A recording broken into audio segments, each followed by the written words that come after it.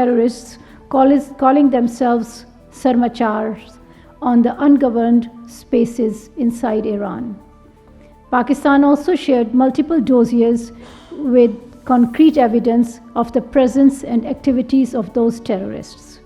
However, because of lack of action on our serious concerns, these so-called Sarmachars continue to operate against Pakistan with impunity.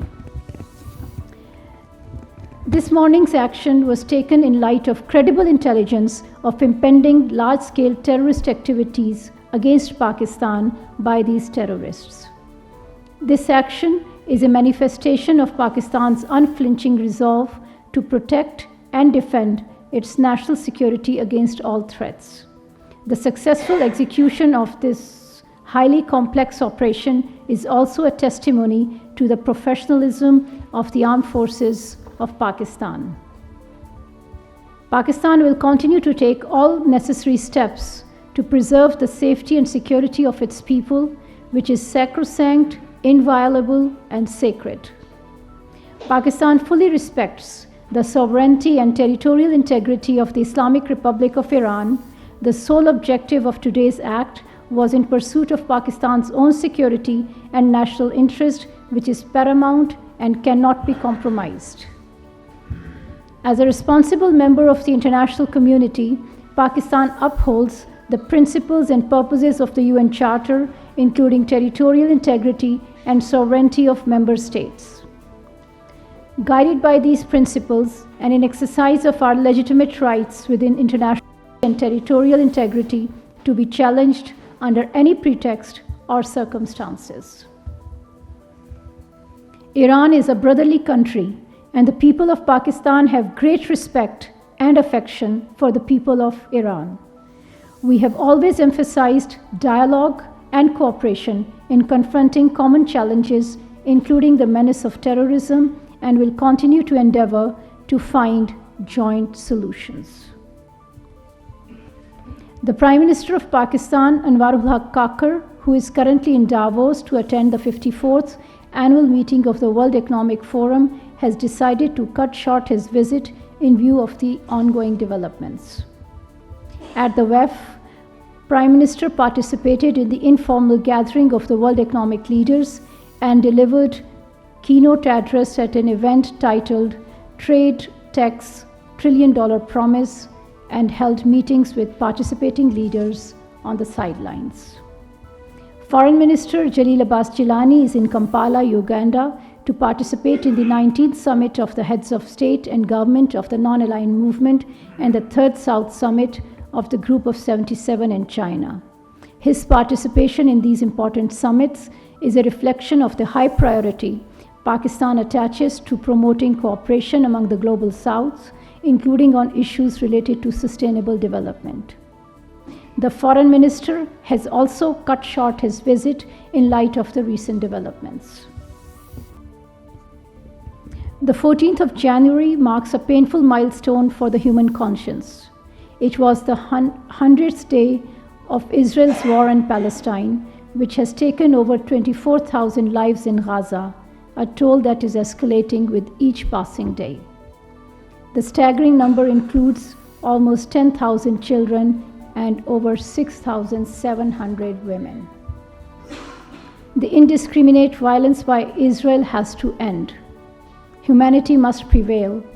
The international community should play its part in saving the people of Palestine from the barbaric acts of the occupation authorities.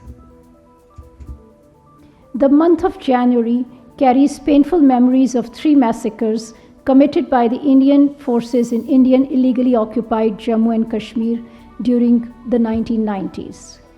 Over 50 innocent people were martyred and hundreds were injured when Indian troops had opened indiscriminate fire on peaceful protesters in Gaukadal area of Srinagar on 21st of January 1990.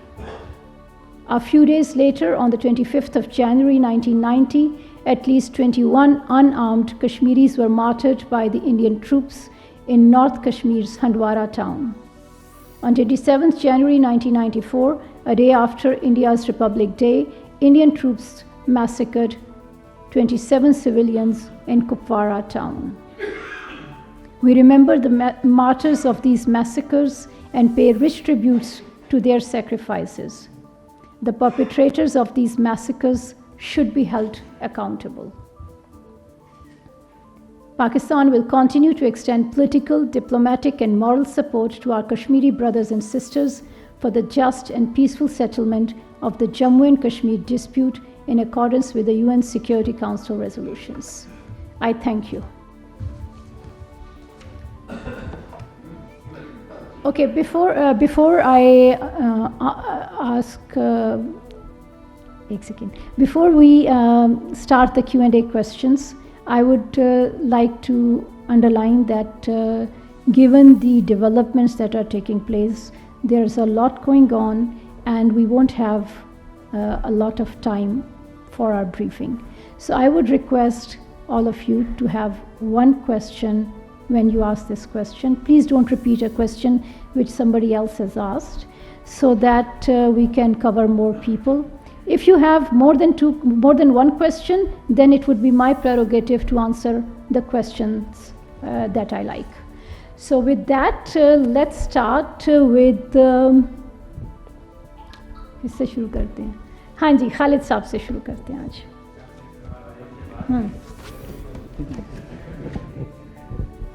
Madam, दोबारा से ईरानी forces जो हैं वो तैयारी कर रही हैं और इतलात यही हैं कि उन्होंने दोबारा से मिसाइल जो हैं वो रेडी की है.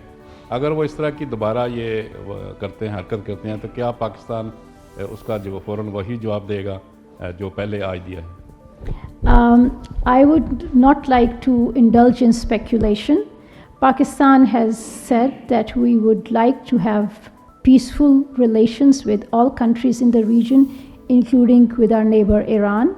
And we have also said that Pakistan's security and sovereignty is sacrosanct, and Pakistan remains ready and is willing to protect itself.